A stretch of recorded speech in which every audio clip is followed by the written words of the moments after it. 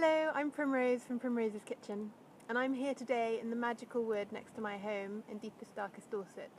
I've got the rookery above me, and down below there's some wonderful plants which are going to be great as part of a restorative tea to help clear out the lymphatic system from the winter. The first plant we're going to look at today is the lovely violet. They're a beautiful little flower.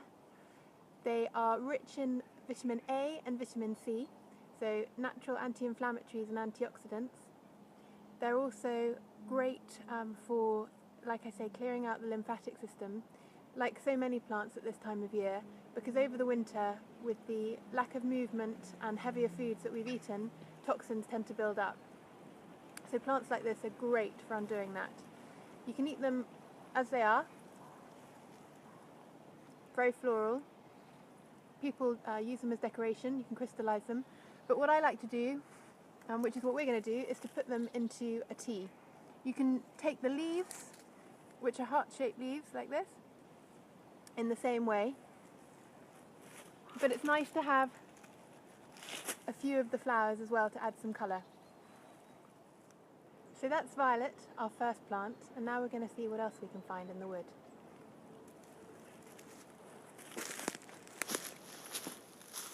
So I've come to another part of the wood, and you'll see there's lots of bluebells here that haven't bloomed yet, so we'll have to come back in the next few weeks when they're coming up, because it'll be a lovely blue sight. But what we have got is cleavers, also called goosegrass. You'll be familiar with it because it's one of those plants that sticks to you on your walks. It follows the doctrine of signatures because just as it has little claws that hang on to your clothes, it does this in your system. So it helps clear out your lymphatic system, pulling out all those toxins so you can excrete them from your body.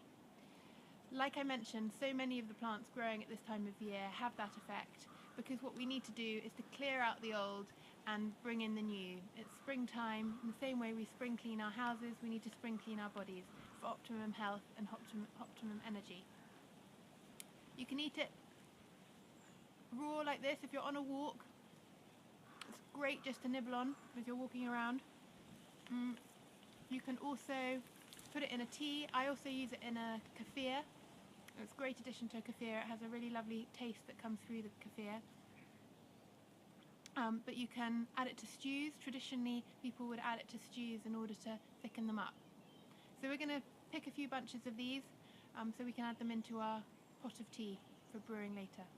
We're going to go and find our next plant.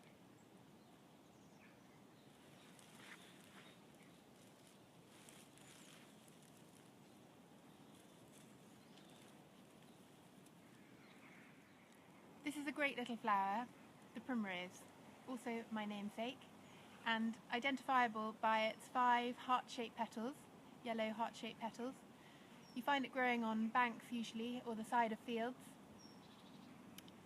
Its Latin name is Primula vulgaris, and like other members of the family, it has a calming effect on the nervous system, so great for anxiety and great for helping with sleeplessness. You can eat it on its own, delicious floral taste. Throw them into salads, they add a lot of colour. You can also crystallise them like you can with violets, but the easiest way, and what we're going to do today, is to add them to a tea. So that's a primrose. Pop that in my basket and we're going to go and find the next one.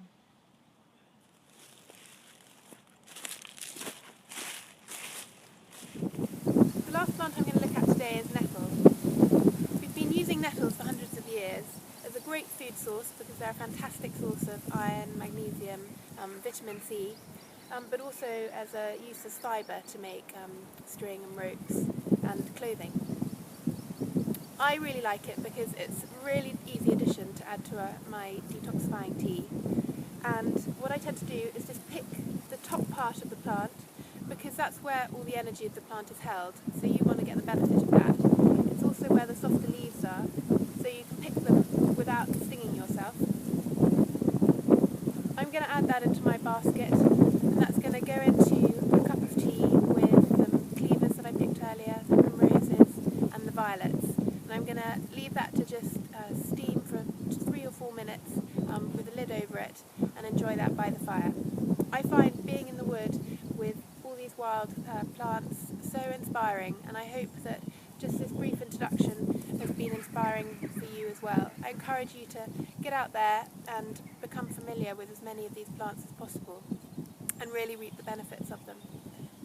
Right, I'm going to get back to the fire, it's freezing.